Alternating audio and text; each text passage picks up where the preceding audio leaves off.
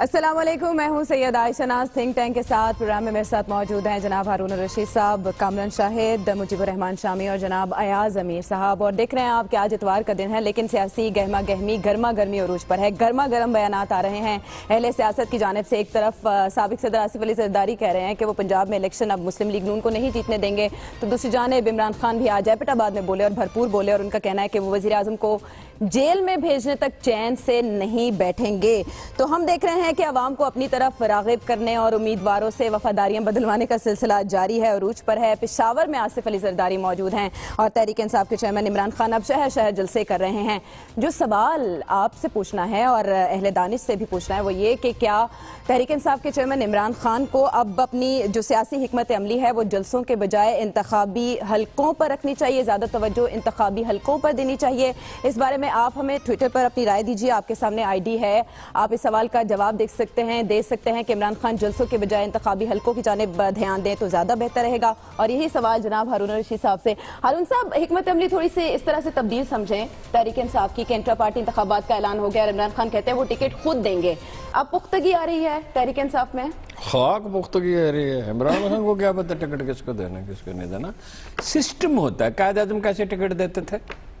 پارلیمانی پارٹی اور اس میں پراپر ڈسکشنز، ایک سیٹ کی روداد ملتی ہے. بعض اوقات مثلا جی ایم سید کھڑے ہو گئے مسلم لیگ کے خلاف، پاکستان بننے سے پہلے الگ ہو گئے تھے، بڑے پرامیننٹ لیڈر تھے، بڑے مؤثر تھے.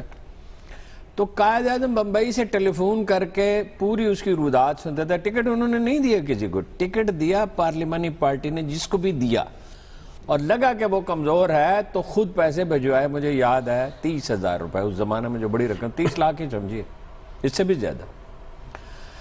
یہ کانسٹیچوئنسی کی پالیٹکس مختلف ہے، ہر حلقہ دوسرے حلقے سے مختلف ہے، شخصیات مختلف ہیں، پیٹرن مختلف ہے، ماضی مختلف ہے، برادریاں مختلف ہیں، رجحانات مختلف ہیں.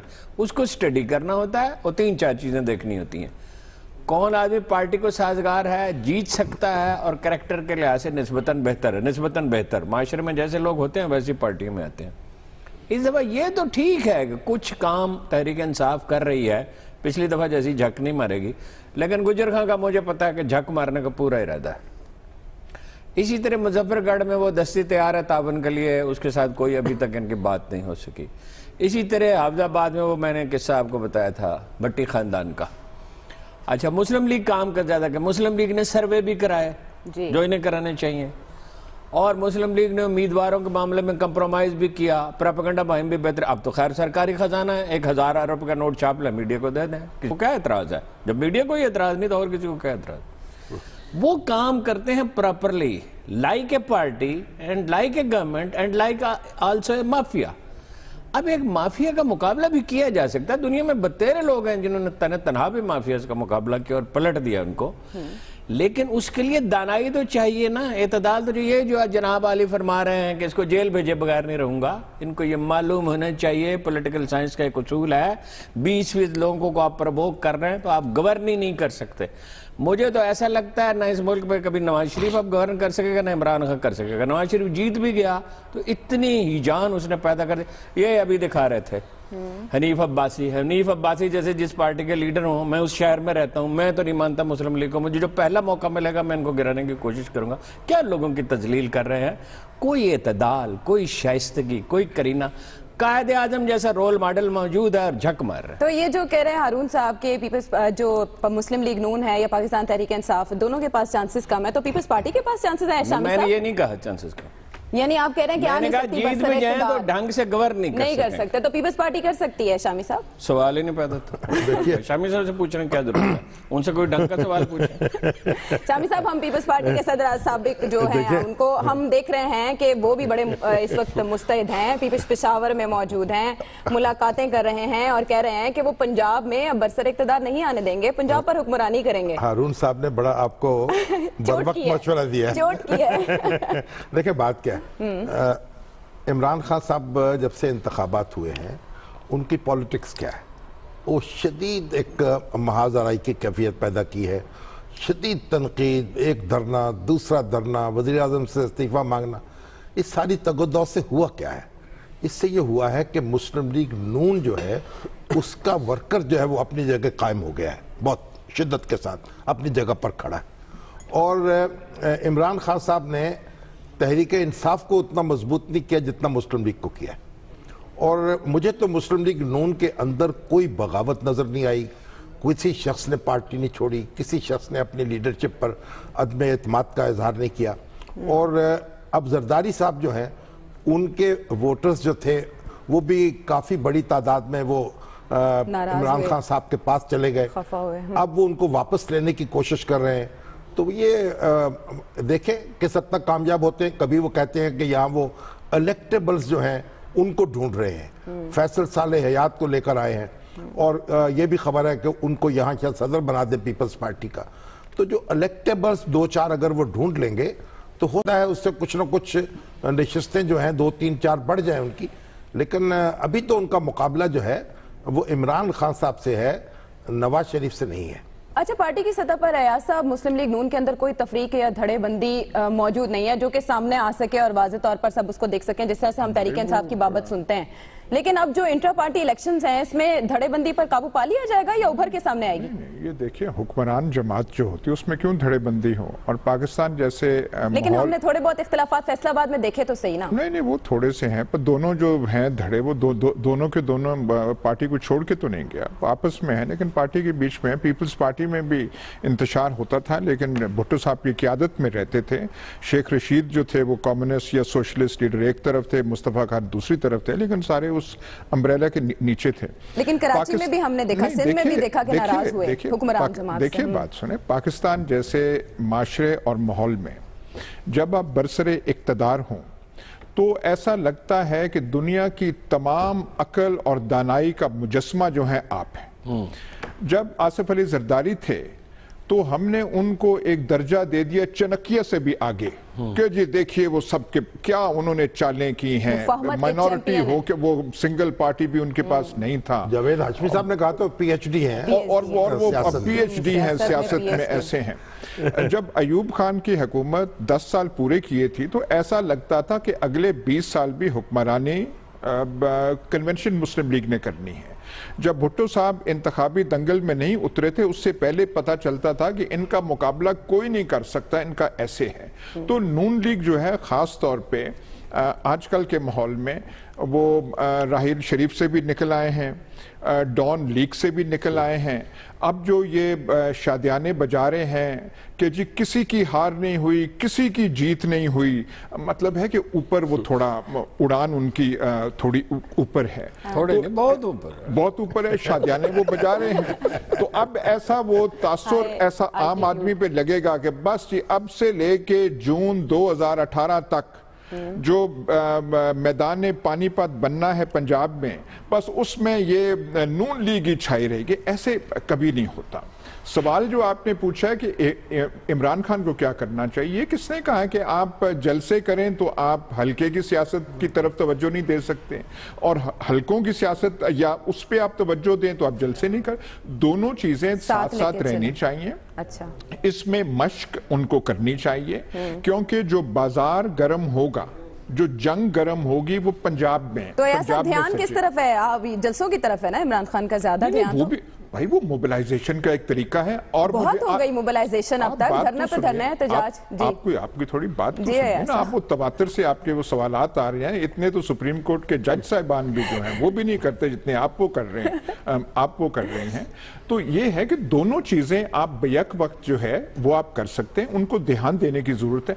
आज मुझे आप बताइए, बशमूल हुक्मरान जमात कौन सियासी लीडर है जो सिर्फ ऐलान कर दे जलसे का और परसों तरसों जलसा हो जाए? यहाँ पे जो करना पड़ती है हुक्मरान जमात को, तमाम अपने सरकारी और सारे रिसोर्सेज करके वो एक जलसे करके शामियाने के बीच में करते हैं। तो जलसे एक मोबिलाइजेशन का बेहतरीन तरीका है, लेकिन साथ साथ हल्कों की तरफ जो है, जो हारून साहब ने भी कहा कि आपको देखना है कौन आप मैदान में उतार सकते हैं, कौन ऐसे है। उसके लिए भुट्टो साहब जो थे 1970 में उसकी इलेक्शन कैंपेन से पहले कोई ऐसा तहसील हेडक्वार्टर वेस्ट पाकिस्तान में नहीं था जिसमें वहां वो ना गए हों। उन्होंने खुद वहां पे ऑफिस बेयरर्स जो न थे, उन्होंने खुद उनको पता था कि कौमी असेंबली का कौन खड़ा हो रहा है नीचे सूबाई, वो उनकी एक वो दस्तरस थी सियासत पे, सियासी नक्शे पे, खुद वो क्योंकि अयूब खान के सारे दौर में रहे थे, उनको पहचान थी कि हल्के की सियासत कैसे की जाती है। सिंध में उनके वालिद भी रहे थे, हारे भी थे, पर थे मैदान में, तो वो उनको थी। तो इसके इदराक और इसकी कोशिश इमरान खान को करनी चाहिए, लेकिन जलसे भी और ये भी। कामरान, आप बहुत देर से चुप हैं, आप अब बताइए। जलसे तो जो कुर्सियों पर होते हैं, मैंने तो अपनी जिंदगी में ऐसे सियासी जलसे नहीं देखे थे जो कुर्सियों पर होते हों। अच्छा। अब तो कुर्सियां बचाई जाती हैं, उन पर 2, 4, 5, 10 आदमी और बाद में वो उठा के भी ले जाते हैं जो जलसे में आने वाले हैं। अच्छा, जो इलेक्शंस आ रहे हैं उसके लिए विफाक पर बड़ी तनकीद अब तक इमरान खान करते रहे हैं, जितने साल हुकूमत की है उतने अरसे वो तनकीद करते रहे विफाक पर, लेकिन केपी की जो कारकर्दगी है उसको भी तो बतौर मिसाल वो पेश कर सकते थे। अब देख लें कि वो भी अब मुहिम चला रहे हैं, इश्तिहारी मुहिम, इश्तिहार दिए जा रहे हैं केपी के हुकूमत की कारकर्दगी अवाम को बताने के लिए। कामरान, ये जो आपका सवाल है ना कि इलेक्शन में कामयाबी के लिए इमरान खान को जलसों के बजाय इंतखाबी हल्कों, तो ये एक ही बात है। आप जब इंतखाबी हल्के में जाके जलसा करते हैं स्पेस में तो नहीं कर रहे होते, लेकिन देहात की तरफ कम है ना ध्यान। जिस इंतखाबी हल्के में आप जाते हैं उस पर आप फोकस कर रहे होते हैं, और इससे अच्छा और क्या मैसिव पावर शो हो सकता है उस हल्के के लिए कि आप वहाँ जाके मैस मोबिलाइजेशन कर रहे हैं, वहाँ पे लोगों को अपनी पावर दिखा रहे हैं, अपनी वायबिलिटी दिखाने की कोशिश कर रहे हैं। लेकिन जो बात हारून साहब ने की ना, वो बात एक फैक्चुअल भी सही है कि नून लीग ने जो सर्वे किया और इंटरनेशनल ऑर्गेनाइजेशन से सर्वे करवाया, उससे उनको एक तो वक्त से पहले पता चल गया लास्ट इलेक्शन में कि ये कैंडिडेट जो है, इवन उनके जो अपने 2 कैंडिडेट्स के दरमियान मुकाबला था, उनमें से किसके साथ ज़्यादा लोग हैं, और उन्होंने उस घोड़े के ऊपर जो है ना वो टिप लगा दी। अब इससे अगर इमरान साहब सर्वे करा भी लें तो एक और बहुत बड़ा इशू ये है कि क्या इमरान साहब के पास उस हल्के का वो इलेक्टेबल कैंडिडेट मौजूद है जो इमरान साहब की तरफ जाना चाहता है और उनको इतना वायबल और पावरफुल समझता है कि वो बिलीव करता है कि अगर इनके साथ जाएगा उसे एमएनए थोड़ी बनना है, सिर्फ उसने तो हुकूमत में आके एमएनए या मिनिस्टर बनना है। तो ये असल सवाल है, वो तो इमरान खान साहब की अपनी क्रेडिबिलिटी और पॉपुलैरिटी है कि वो कितनी होगी, तो उस पर बेस करता है इंतखाबात और हल्कों की सियासत, ना कि वो हल्कों में जाए। तो वो हल्कों में सिर्फ उनके जाने से वो कोई पीर तो है नहीं कि हल्कों में जाएंगे तो वो कैंडिडेट भी जो नून लीग को समझता है ये वायबल है और पावर इन्हीं के पास आएगी नेक्स्ट इलेक्शन में, वो उनके पास चला जाएगा। इस बेस पे नहीं जाएगा। जितने चाहे वो जलसे कर लें, जितना चाहे वो फोकस कर लें इंतखाबी हल्कों पे, उनकी अपनी स्टैंडिंग क्या है और लोगों को उनकी परसेप्शन क्या है कि क्या वो अगली गवर्नेंस के अहल हैं, लोग उन पर ट्रस्ट कर सकते हैं, पॉलिसी मेकिंग है, स्टेट्समैनशिप है, तभी उस इलाके का, उस हल्के का इलेक्टेबल नवाज शरीफ साहब को भी छोड़ के इनकी तरफ जा सकता है। आप उस सवाल का जवाब भी दे दें कि क्या केपी के हुकूमत की जो कारकर्दगी है उसको बतौर मिसाल पेश नहीं कर सकते, वफाक पर तनकीद ही क्यों? तो वो करते हैं हर दफा, वो जब जलसों में होते हैं पहले अपनी पुलिस की बताते हैं, फिर बताते हैं हमने डिजिटलाइज कर दिया सिस्टम सारा, पटवारियों से निजात दिला दी। वो कहते हैं तो अगर फिल्म में भी हो जाए, सुल्तान राही देखें कितना साल उन्होंने हुकूमत की, लोगों के दिलों पर राज के, लोगों की फ्रस्ट्रेशन होती है हुकूमत के खिलाफ। कोई भी हुकूमत हो उससे लोग सेटिस्फाई नहीं होते, तो वो बिल्कुल ठीक कर रहे हैं, हुकूमत तनकीद करनी चाहिए और वो खैबर पख्तूनख्वा का भी रोल मॉडल पेश करते रहते हैं।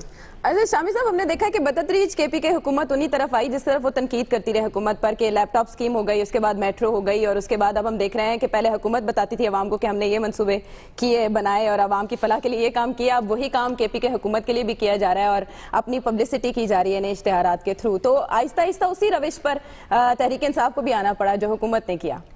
नहीं, हुकूमतें जो हैं वो जैसे मुश्ताक यूसुफ साहब ने कहा ना कि शादी के बाद सारी औरतें एक जैसी हो जाती हैं, उस तरह हुकूमतें जो होती हैं इक़्तिदार संभालने के बाद कमोबेश एक जैसी हो जाती हैं, एक जैसे काम उन्हें करने पड़ते हैं या एक जैसे काम वो करते हैं। आसफा भुट्टो का ट्वीट आ जाएगा आपकी इस बात पे। इसलिए कि ये आप ये देखिए कि इमरान खान साहब की वहाँ खैबर पख्तूनख्वा में यानी एब्सोल्यूट मेजॉरिटी नहीं थी उनके पास, और उन्होंने बहुत से आज़ाद उम्मीदवार और दूसरी पार्टियों को मिला के साथ हुकूमत बनाई। जमात इस्लामी को भी बुलाया, जमात इस्लामी मिली, एक हमारे शेरपाव साहब की पार्टी मिली, फिर आज़ाद मिले।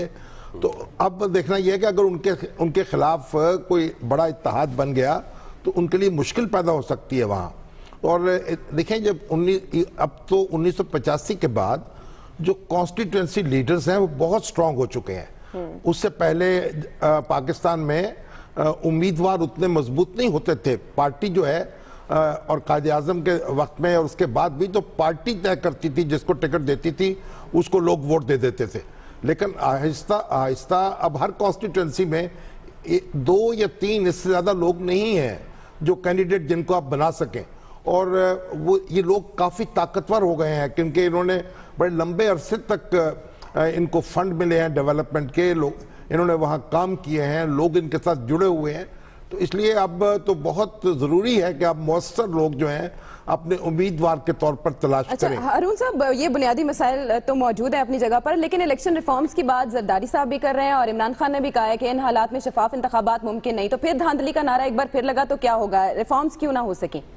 ریفارم اس لیے نہیں ہو سکی کہ اب وہ بے ایمان تو بڑا سخت لفظ ہے کہ یہ چاہتے ہی نہیں ہے نہ نواز شریف صاحب ریفارم چاہتے، ان بلٹ ہے دھاندلی کرنے کی عادت ان کے اندر، دھاندلی کے بغیر رہ ہی نہیں سکتے۔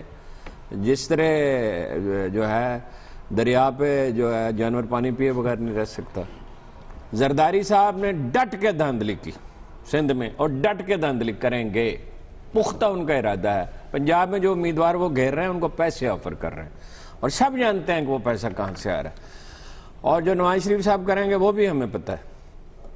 بات یہ ہے فیئر الیکشن کوئی چاہتا ہی نہیں اس وقت۔ میں یہ یقین سے کہہ سکتا ہوں جو میری لوگوں سے گفتگو ہوئی ہے، صرف فوج یہ سمجھتی ہے کہ فیئر الیکشن ہونی چاہیے، کیونکہ ساری ذمہ داری ورنہ اس پہ آ جاتی ہے کہ نگران حکومت کی کوئی حیثیت ہوتی نہیں ہے، ایسے ہی لوگ ہوتے ہیں۔ مطلب نجم سیٹھی وزیر اعلیٰ بن جاتا ہے، کونسلر بنا نہیں کبھی اور وزیر اعلیٰ بن جاتا ہے، اور پھر وہ کرکٹ بورڈ کا چیئرمین بن جاتا ہے۔ یہ تو سارا یہ ہے ہی، مطلب وہی جو لفظ میں نہیں کہنا چاہتا وہی ہے۔ یہ چاہتے پھر کون ڈیل عوام کو دینا چاہتا ہے؟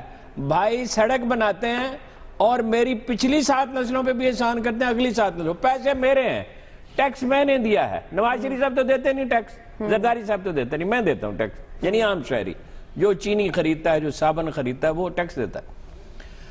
وہ تو جب تک دو چیزیں ایسی ہیں کہ عمران خان اس پہ فوکس جب تک نہیں کریں گے وہ نہیں ہوگی۔ میرا خیال کر بھی رہے ہیں، تھوڑا بہت مزید کرنا چاہیے۔ ایک اوورسیز پاکستانیز کے ووٹ پیپلز پارٹی کو سوٹ نہیں کرتا۔ میں ابھی 4 یورپ کے 4 ملکوں سے گھوم کے ووٹ ہی تحریک انصاف کا کسی کا ہے ہی نہیں اوورسیز پاکستانیز میں، نیگلیجیبل ہے۔ اور دوسرا یہ انتخابی اصلاحات، انہیں کیا ضرورت ہے بھائی؟ ان کے 50 ووٹ ہوتے ہیں تو 55 نکلتے ہیں باکس میں نون لکھ کے، اور تحریک انصاف کے 35 ہوتے ہیں تو 30 نکلتے ہیں۔ وہ تو ارینجمنٹ کر ہی نہیں سکتے، ان کا تجربہ اتنا نہیں ہے، ان کا 30 سال کا تجربہ ہے، ان کا تو ایک الیکشن کا تجربہ لے دیکھیں۔ اس لیے انتخابی اصلاحات پر زور بھی پاکستان تحریک انصاف کی جانب سے زیادہ دیا گیا ہے، اور مجلس عاملہ کے اجلاس میں بھی اسی بات کا مطالبہ ایک بار پھر کیا گیا ہے۔ لیکن عوام کیا رائے رکھتے ہیں کہ پاکستان تحریک انصاف کی توجہ انتخابی حلقوں کی جانب زیادہ ہونی چاہیے؟ 84% کا کہنا ہے کہ ہاں جی بنیادی سطح پر زیادہ توجہ دینے کی ضرورت ہے، جبکہ 16% کہتے ہیں کہ زیادہ ضرورت نہیں ہے۔ 675 افراد نے اس رائے دہی کے عمل میں حصہ لیا۔ جب ہم بریک کے بعد واپس آئیں گے تو بات کریں گے کراچی کی سیاست کی۔ پاک سرزمین پارٹی کا ملین مارچ، لیکن کراچی کی زمین کس کے لیے کتنی ہموار ہے یہ بتائیں گے میرے تھنک ٹینک کے معززین، ایک بریک کے بعد۔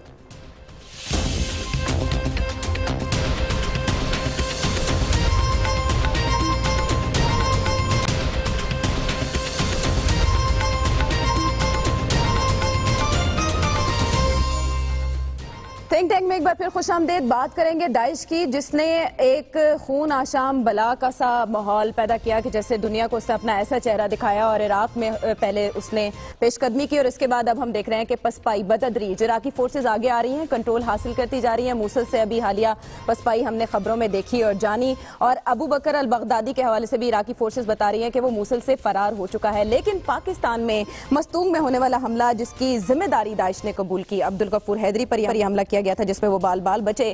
لیکن سوال جو آپ کے سامنے ہم رکھنے جا رہے ہیں، ٹویٹر پر آپ اس کا جواب دیں گے۔ اس سے پہلے پاکستانی حکام انکار کرتے رہے ہیں کہ پاکستان میں داعش کے قدم نہیں ہیں، لیکن اب کچھ ایسی باتوں کی ذمہ داری، جیسے کہ ہم نورین لغاری کا کیس دیکھتے ہیں، اس میں بھی ہم نے دیکھا کہ کہیں نہ کچھ تو موجود ہے، لیکن پردہ داری آخر کس بات کی ہے؟ آپ سوال کا جواب دیجئے کہ کیا داعش کا سیٹ اپ پاکستان میں اتنا مضبوط یا اتنا گہرا ہے کہ اس سے پریشان ہوا جا سکے؟ آپ ہمیں جواب دیجئے، اور یہی جواب ہم مجیب الرحمان شامی صاحب سے بھی لیں گے۔ شامی صاحب، داعش سے اب کتنا خوفزدہ ہونے اور اس کی جو دستک ہے اس کو کتنا محسوس کرنے کی ضرورت ہے؟ دیکھیں، پاکستان تو لگتا یہ ہے کہ مختلف جو دہشت گرد گروہ ہیں وہ اپنے لیبل بدل لیتے ہیں، کبھی اپنا کوئی نام رکھ دیتے ہیں، کبھی کوئی نام رکھ دیتے ہیں۔ اب کئی لوگ ایسے ہیں جنہوں نے اپنا نام داعش رکھ لیا ہے اور اس سے ایک خوفزدہ کرتے ہیں ماحول کو۔ باقی تو دیکھیں سوشل میڈیا کے اوپر ان کی پریزنس آپ کو محسوس ہوتی ہے، اور ہمارے تعلیمی اداروں میں بھی बहुत पढ़े लिखे लोग भी, टीचर्स भी, वो भी उनके साथ मुलव्वस हो जाते हैं। तो बहुत उनकी तरफ, उन पर नज़र रखने की ज़रूरत है और उनको ताक़ुब करने की ज़रूरत है, जो मेरा ख्याल है कि इस तरीके से हो नहीं रहा। क्योंकि कामरान शाहिद साहब इराक गए थे, मेरा ख्याल उनसे ज़्यादा तफसील से मालूम करें कि वहाँ क्या सूरत है, दाइश की पोजीशन और फिर उसके बाद दाइश की बाकी जगहों पर मौजूदगी। एक्चुअली जो उनका एक शहर है समारा, वहाँ पे होली श्राइन्स को उड़ाया दाइश ने, तो उसके बाद वहाँ की जो मेजॉरिटी थी वो बाहर निकले, उन्होंने प्रोटेस्ट किया। तो फिर करबला से जो है उनके जो रिलीजियस लीडर हैं सिस्तानी साहब, उनका एक फतवा आया जिसमें उन्होंने कुर्दों को, शियास को और सुन्नीस को इकट्ठे अपील की अगेंस्ट दाइश, और वो कोई 30 लाख से ऊपर हमें बताया गया कि इनरोलमेंट हुई वहाँ पे दाइश के अगेंस्ट। और उसके बाद वो आहिस्ता आहिस्ता वो दाइश जो कहा गया कि समारा तक आगे बगदाद तक जा रही थी, उसको पीछे धकेलते धकेलते वो मोसल तक ले गए। अब वहाँ पे दो थेरीज हैं कि दाइश के पीछे बेसिकली वहाँ पे कौन है। कुछ लोग समझते हैं अमेरिका उसके पीछे है, जो इराक की आम पब्लिक और इवन इंटेलेक्चुअल्स की बात कर रहा हूँ। कुछ लोग समझते हैं कि सद्दाम हुसैन की जो बाथ पार्टी है, उसके जो कुछ ऐसे एलिमेंट्स हैं जो आज भी गिरफ्तार नहीं हुए, वो इसके पीछे हैं, उनकी बेटी उसके पीछे है। तो ये तो वहाँ की थीरीज, लेकिन उन्होंने बहुत हद तक काबू कर लिया। अब जो पाकिस्तान की आप बात कर रही थी, ये पाकिस्तान में कोई फिजिकल सेटअप होने का, या किसी कंट्री में फिजिकल सेटअप होना ज़रूरी नहीं है किसी नज़रिए को फैलने के लिए। अब इंग्लैंड से जो लोग आए हैं दाइश या अलकायदा के बन के, और उन्होंने आगे बॉम्ब ब्लास्ट की मिडल ईस्ट के अंदर या पाकिस्तान या दूसरी जगहों पे ट्रेनिंग लिए, तो वो कोई इंग्लैंड में वहाँ पे कोई मदरसे या वहाँ पे कोई फाटा का एरिया तो नहीं, यहाँ पे ट्रेनिंग हो रही है। वो टेक्नोलॉजी के ज़रिए, इंटरनेट के ज़रिए, सोशल मीडिया के ज़रिए जो है ये एक नज़रियाती चीज़ को भेजा जा रहा है पूरी दुनिया में। और नज़रिया अच्छा हो या बुरा हो, उसको आप बॉम्ब से तो उड़ा नहीं सकते, वो तो पेनिट्रेट करता है। तो पाकिस्तान में फिजिकल सेटअप उतना स्ट्रांग हो या ना हो, जिस सीरिया में है या जिस तरह इराक में हुआ करता था कि ट्रेनिंग ग्राउंड्स हैं, इंटरनेट के जरिए और सोशल मीडिया के जरिए जो है वो नज़रिया आप तक पहुंचता रहता है। और वो जिसकी मिसालें हमें नज़र आती हैं, नौरीन वगैरह का जो है इशू है, उसके मुतालिक ऑफिशियल वर्जन तो यही है कि वो कभी सीरिया नहीं गई, लेकिन जो ज़राए की इत्तला है वो ये कि वो वहाँ से होके आई हैं। अच्छा। लेकिन ये बताया नहीं इन्होंने। अच्छा। और ये भी जो ये कह रहे थे ना ईस्टर में उन्होंने ब्लास्ट करना था, ईस्टर में ब्लास्ट नहीं करना था। जिस शख्स ने वहाँ ऑपरेशन किया है उन्होंने मुझे बताया कि ब्लास्ट उन्होंने कहीं और पे करना था, बड़ी पॉपुलर जगह लाहौर की, लेकिन उसको पैनिक ना हो अवाम में, तो उन्होंने उसको ईस्टर का रंग दिया। अच्छा हारून साहब, थेरीज की बात कर रहे हैं कामरान, हकीकत क्या है, ज्यादा लॉजिकल बात क्या है? अब पाकिस्तान में एक वाकया हो गया, बड़ा वाकया है ये, कोई मैं तो इराक के हवाले से थेरीज की बात। अच्छा देखिए, बात ये है, पहले तो ये गलत है कि वो मस्तूंग का वाक़या जो है उसके पीछे दाइश थी, उसके पीछे लश्कर जंगवी अल आलमी थी। स्पिन बुल्दक में उनका दफ्तर है, मैंने वो जगह खूब घूम फिर के देखी, बिल्कुल हमारे बॉर्डर पे है। कारों का वहाँ बिजनेस होता है जो अफगानिस्तान से आती हैं, और वहाँ पे कुछ उनकी NDS की प्रेजेंस है, NDS की निगरानी में काम करता है वो दफ्तर। पैसों का चेक इस तरह इशू होते हैं कि जिसकी कोई हद नहीं है। चेक क्या, कैश ही देते होंगे उनको। वही जो शामी साहब ने कहा, वो वही लोग हैं, लेबल बदल लेते हैं, एक दूसरे के साथ तावन भी करते हैं। लेकिन लश्कर जंगवी अल आलमी पैसे ले लेती है उनसे, अपना वो अली बिन सुफियान, क्या उसका नाम था, असल नाम मुझे याद नहीं रहा, कराची का लड़का है, वो था इसके पीछे। तो ये बलूचिस्तान में पेनिट्रेट किया, उसमें इंडिया है, ये ज़रा पेचीदा है, इंडिया है उसमें CIA बाद औक़ात सपोर्ट करती है, क्योंकि पाकिस्तान को अमेरिका भी डिस्टेबलाइज रखना चाहता है, इंडिया का वो स्ट्रेटेजिक पार्टनर है। हमारे बाद मोहसन दोस्त ममालिक हैं, वहाँ ट्रेनिंग होती है। लेकिन पाकिस्तानी फ़ौज मुख्तलिफ है, पाकिस्तानी फ़ौज में खुदकुशी के वाक़यात नहीं होते, 120 आदमी खुदकुशी करते हैं इंडिया में, फ़रार के वाक़यात नहीं होते, तजुर्बा हो गया है। और तजुर्बा इंटेलिजेंस की जो कामयाबियाँ वो हम गिनते नहीं हैं। 4 वाक़यात आर्मी पब्लिक स्कूल पेशावर जैसे पिछले 1.5 साल में रोके गए हैं कि बलूचिस्तान की 4 यूनिवर्सिटियों में धमाके करने थे और सैकड़ों को कत्ल करने का मंसूबा था, उनको कबल वक्त पकड़ लिया गया। बलूचिस्तान में इंटेलिजेंस नेटवर्क बेहतर हुआ है, कराची में बेहतर हुआ है, कबायली इलाके में बेहतर हुआ है, हमारी टेक्निक्स बेहतर हुई हैं। हमारी कमज़ोरी है कि हमारे सिविल अदारे और जो एक मरकज़ी अदारा बनाया था नेक्टा के नाम से, वो मुतहर्रिक नहीं हो सके, इनकी कैपेसिटी बिल्डिंग उतनी नहीं हुई जितनी होनी चाहिए थी, उसका 10% भी शायद नहीं, इसलिए रेंजर्स को करना पड़ता है। खंदक खोद ली गई है, अगरचे उतनी मौसर नहीं है। अब बाढ़ लगाने का मंसूबा है, ये सबसे अच्छा मंसूबा है, इस पर बहुत पैसे लगेंगे। लेकिन ये कि टॉप मिलिट्री लीडर्स ने मुझे बताया, मैंने बहुत से लोगों से मिला, कि इसको हर कीमत पे किया जाएगा, बाढ़ भी लगाई जाएगी, पेट्रोलिंग भी होगी اور ہر 500 گز پہ چوکی بھی بنیں گی. بہت مہنگا منصوبہ ہے لیکن ہمارے لیے اس کے سوا کوئی آپشن نہیں. ٹیررزم پاکستان میں کم ہو رہا ہے, بڑھ نہیں رہا. میسج جو ہے اس کی قوت ٹوٹ رہی ہے. طالبان کمزور ہو رہے ہیں. اصل قوت طالبان ہی ہے ہماری قبائلی بیلٹ میں. ہماری قبائلی بیلٹ میں اور سوات میں کئی صدیوں سے ایک کام جاری ہے, 100-150 سال سے زیادہ پرسائزلی. وہ جہاد کی پرانی داستان ہے جس کے پیچھے دراصل اقتدار کی خواہش ہے, اور وہ ہے ان کی, یعنی وہاں سے وہ کرتے ہیں, لوگوں کو ریکروٹ کرتے ہیں, پھر ٹریننگ ہوتی ہے. مگر یہ بڑھ رہا ہے, کم ہو رہا ہے. داعش بڑا خطرہ نہیں ہے.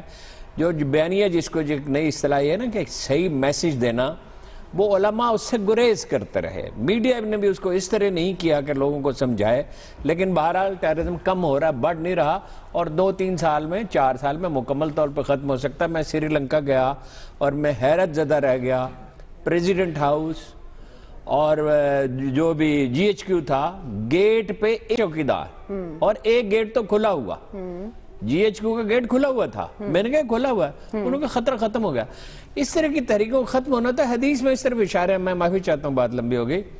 فرمایا لڑکے ہوں گے آپس میں کٹ مریں گے. فتنہ آخر الزمان کا ایک باب ہے, اس میں یہ حدیثیں.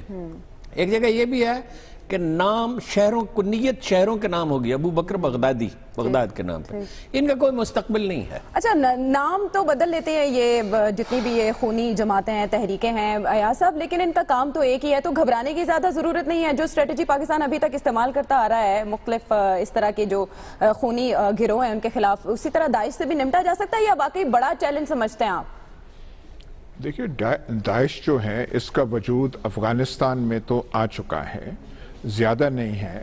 وہاں پہ برسر پیکار وہ افغانی طالبان کے ساتھ ہیں, اور افغانی طالبان نے ان پہ کئی حملے بھی کیے ہیں, اور کئی جگہیں ہیں جو پاکستان بارڈر کے ساتھ ہیں, ڈیورنڈ لائن کے ساتھ ہیں, جہاں پہ داعش کے کچھ نہ کچھ ٹھکانے جو ہیں ان کا ذکر سننے میں آیا ہے. اگر یہاں پہ کوئی پریزنس ہے, ایسا کوئی پاکستانی ایجنسی یا پاکستان کی طرف سے ابھی تک کوئی نقشہ نہیں آیا کہ وہ کہہ سکیں کہ داعش کا ایسے ہے, لیکن اس کا ایک آئیڈیالوجیکل امپیکٹ ضرور ہے. اور پاکستان جیسے معاشرے میں جہاں پہ اتنی بیماریاں اتنے اشروں سے چل رہی ہیں, اور آئیڈیالوجیز کئی ہیں, ایکسٹریمزم کی کئی شکلیں ہیں, بہت سارے یہاں پہ لوگ ہو سکتے ہیں جن کا سراغ لگانا چاہیے, جن پہ نظر کرنی چاہیے, جو کہ اس آئیڈیالوجی سے متاثر ہوں, جیسے کہ یورپ میں کئی ہوئے ہیں. تو یہ ہے, لیکن ایسے کوئی مستند ابھی تک کوئی سروے پاکستان میں نہیں آیا کہ داعش بہت بڑا یہاں پہ پریزنس ہو گیا ہے. یہ پہلی بات ان کی غلط تھی کہ داعش یہاں پہ کوئی ڈینجر نہیں ہے.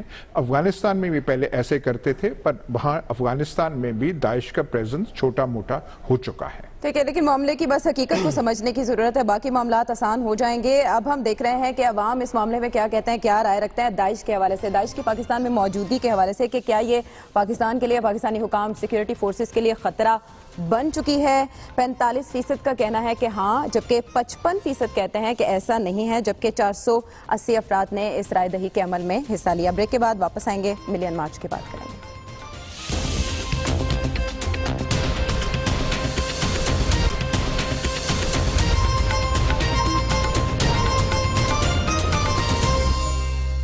ویلکم بیک ٹو دی شو. بات کریں گے شہر قائد کی. جتنا بڑا شہر اتنے زیادہ مسائل, اور انہی مسائل کو لے کر اب 2018 کے انتخابات کے لیے سیاست کی جا رہی ہے. کراچی کے مسائل پر بات کی جا رہی ہے, ریلیاں نکالی جا رہی ہیں, اور ایک ملین مارچ کا اعلان PSP کی جانب سے کیا گیا تھا. آج وہ ملین مارچ بھی جاری و ساری ہے. 18 مطالبات رکھے گئے تھے, 16 مطالبات حکومت کے سامنے کہ یہ مانے جائیں. 18 دن تک دھرنا بھی دیا PSP کی جانب سے press club, Karachi press club کے باہر, لیکن بات نہ بن سکی, جس کے بعد ملین مارچ کا اعلان کیا گیا. سوال جو آپ کے سامنے رکھنا ہے, جس کا آپ نے جواب دینا ہے, کہ کیا PSP کے ملین مارچ کا اعلان یا ارادہ کراچی میں عوامی طاقت کا مظاہرہ ہے. اور سوال ایک بار پھر دہرا دیتے ہیں کہ کیا اس سے اپنی عوامی طاقت بتانا چاہتی ہے وہاں موجود جماعتوں کو PSP, پاک سرزمین پارٹی. آپ ہارون صاحب کیسے دیکھ رہے ہیں مصطفیٰ کمال کی سیاست کو, کس طرح سے وہ کراچی کی سیاست میں اپنا حصہ لے پائیں گے, ڈنڈ ڈال سکیں گے کسی کے ووٹ بینک کو؟ دیکھیے, مصطفیٰ کمال کا ٹاسک بہت مشکل ٹاسک. جب کوئی علاقہ, کوئی شہر, کوئی ملک ایک فیور میں مبتلا ہو جاتا ہے, جیسے ہٹلر کے جرمنی میں ہو گیا تھا, جیسے مسولینی کے اٹلی میں ہو گیا تھا، تو تبدیلی تعصب جب پختہ ہو جاتا ہے تو بہت مشکل ہوتا ہے اس سے نجات حاصل کرنا۔ میں مصطفیٰ کمال کو ایک بڑا بہادر اور مخلص آدمی سمجھتا ہوں۔ تو وہ وقت ثابت کرے گا کہ وہ تبدیلی لا سکتے ہیں نہیں لا سکتے، صلاحیت کتنی ہے اور تدبیر، حکمت اور دانائی کتنی ہے، لیکن بڑی مشکلات سے وہ گزرا ہے۔ دیکھیے، ایک تو اس نے اس وقت اسے چھوڑا جب اپنے عروج پہ، نصف النہار پہ تھا الطاف حسین، اپنی زندگی کا خطرہ مول لیا۔ پارٹی بنانے کے لیے وہ آیا نہیں تھا، اس کا سواگت ہوا، کچھ لوگوں نے کیا، انہی نے کیا جنہوں نے عمران خان کو ووٹ دیے تھے۔ لوگ نجات تو چاہتے تھے، خود اس کے اپنے لوگ، قریبی لوگ بھی نجات چاہتے تھے۔ خدا کا شکر ہے اس ملعون سے تو نجات ملی، اب براہ راست اس کا اثر تو نہیں ہے، ورنہ میڈیا یرغمال تھا سارا، سیاست یرغمال تھی، بات آپ نہیں کر سکتے تھے، لکھا ہوا چھپ نہیں سکتا تھا، چینلز کاٹ دیا کراچی میں، چینلز کاٹ دیے جاتے تھے۔ اب یہ ایک لمبی جنگ ہے، وہ بہت سے لوگوں کو لا، یہ ملین مارچ کی نہیں اصطلاح استعمال کرنی چاہیے۔ ایک دفعہ امریکہ میں ملین مارچ ہوا تھا تو واقعی 1 ملین لوگ تھے، بعد میں قاضی حسین احمد نے کیا ہر جلوس کو ملین مارچ کہہ دینا، یہ ایک ایسی شاعرانہ مبالغہ ہے جس کا نقصان ہوتا ہے، فائدہ نہیں ہوتا۔ مجھے نہیں پتا کتنے لوگ آئیں گے، ابھی تو گرمی کا موسم ہے، میرا خیال مغرب کے بعد ہی آئیں گے، اور کتنا کامیاب ہوگا، لیکن یہ ایسی سٹرگل ہے۔ دیکھیے وہ کیا کر رہا ہے، وہ یہ کر رہا ہے کہ مہاجروں کو جوڑنے کی کوشش کر رہا ہے، سندھیوں سے، بلوچوں سے، پنجابیوں سے، پشتونوں سے، اور یہ ایک ایسا مبارک کام ہے کہ اس کی تائید کی جانی چاہیے۔ باقی یہ ملین مارچ وغیرہ کیا ہونا ہے، لیکن پریشر بلڈ ہوگا۔ دیکھیے اس نے جو مطالبات کیے ہیں 16، اس میں 8 کا فائدہ میئر کو پہنچتا ہے جو اس کے سب سے بڑے مخالف ہے کراچی کے لیے۔ اس کی نیک نیتی کی داد تو اس کو دینی چاہیے۔ اچھا، مخالفوں کی بات کی، میئر کی بات کی، شامی صاحب مہاجروں کو وہ اکٹھا کر رہے ہیں تو وہ خود مہاجروں کے لیے اکٹھے نہیں ہو سکتے، اس طرح مزید تقویت ملے گی؟ دیکھیں مسئلہ تو یہ ہے کہ اب کراچی کی قیادت کس نے سنبھالنی ہے۔ جی، فاروق ستار صاحب اس میں اپنا حصہ لیں گے، لانسیئر، یا ان کے حصے میں کچھ آئے گا، یا پی ٹی آئی جو ہے وہ کچھ کر گزرے گی، یا کوئی دوسری کوئی جماعت اس کی جگہ لے گی۔ اصل مسئلہ یہ ہے، اور اس مصطفیٰ کمال جو ہیں بڑے سرگرم سیاسی کارکن ہیں، انہوں نے پہلے دھرنا دیا ہے، لوگوں کو انوالو کرنا چاہتے ہیں، اپنی طاقت کا مظاہرہ کرنا چاہتے ہیں، لیکن میرا خیال ہے کہ آج جو انہوں نے رسک لیا ہے کافی بڑا رسک ہے۔ یعنی اب اگر وہ بہت بڑا ہجوم اکٹھا نہیں کر سکتے تو پھر ذرا ان کو ضعف پہنچے گا۔ اور ملین مارچ کا مطلب پاکستان میں تو یہ ہے نہیں کہ اس میں ملین اکٹھا ہوگا، لیکن اگر 1 لاکھ بھی آ جائے تو تب بھی بہرحال ان کا بھرم رہ جائے گا، ان کی طاقت جو ہے اس میں کچھ اضافہ ہوگا۔ تو ایک میرا خیال ہے کہ کوئی بہت زیادہ اگریسیولی وہ کام کر رہے ہیں، یہ تھوڑا سا اس میں احتیاط کرنی چاہیے تھی۔ ابھی تک تو یہ ملین کا نقشہ نہیں ہے وہاں، اگر رات تک لوگ اکٹھے ہو جائیں۔ ساتھ ساتھ کور کریں، ابھی تک تو نہیں۔ صحیح کہہ رہے ہیں آپ ایاز صاحب۔ سوال آپ سے یہ کہ نیک نیتی دیکھنی چاہیے ان کی کہ کراچی کے مسائل کی بات کریں یا اس اعلان کی طرف دیکھیں؟ دیکھیے کراچی کے جو سیاست ہے جنرل ضیاء الحق کے زمانے سے لے کے آج تک، اس میں جسے ہم اسٹیبلشمنٹ کہتے ہیں، وہ ہماری ایجنسیز کا معتبر نام جو ہم دیتے ہیں تو ہم اسے اسٹیبلشمنٹ کر دیتے ہیں جی۔ اس نے طرح طرح وقت پہ جو ہے کچھ نہ کچھ وہاں پہ رول ادا کرنے کا کوشش کی ہے، کسی کو کھڑا کرنا، کسی کو نیچے کرنا۔ الطاف حسین بھی اسی حکمت عملی کے تحت پہلے لائے گئے تھے، پھر ہوتے ہوتے وہ لیبارٹری میں بنے تھے، لیکن لیبارٹری بنانے والوں کے بہت بڑے وہ پھر ہو گئے تھے، ان کے پھر کنٹرول میں نہیں رہے تھے۔ تو مصطفیٰ کمال پہ بھی شائبہ جاتا ہے کہ یہ بھی کسی نہ کسی لیبارٹری سے ان کو آگے... اچھا کامران نام بتا دیں، وہ بھی کامیاب ہونے کے بعد کہیں الطاف حسین تو نہیں بن جائیں گے؟ نہیں، وہ بات ہے کہ وہ ابھی تک کامیاب نہیں۔ لیکن یہ کہ ملین مارچ بھی آپ اپنی رپورٹ سے آپ مجھے اجازت دیں گے، ریاض صاحب نے جو بات کی ہے، بات یہ تھوڑا بہت میں بھی اسٹیبلشمنٹ کی ترجیحات کو سمجھتا ہوں۔ وقت بہت کم ہے۔ اسٹیبلشمنٹ کی ترجیح ایک ایم کیو ایم ہے، میں پورے وثوق سے کہتا ہوں۔ ہاں ٹھیک ہے، اور ایم کیو ایم ترجیح ہے نواز شریف صاحب کی۔ اچھا عوام کیا کہتے ہیں؟ عوام کا یہ کہنا ہے کہ پاک سرزمین پارٹی عوامی طاقت کا مظاہرہ کری ہے، 75% کا کہنا ہے کہ ہاں، جبکہ 25% کہتے ہیں ایسا نہیں ہے۔ 462 افراد نے اس عمل میں حصہ لیا۔ پروگرام کا وقت ختم ہوا چاہتا ہے، آپ سے ہوگی پھر ملاقات، تب تک کے لیے اللہ نے کہا۔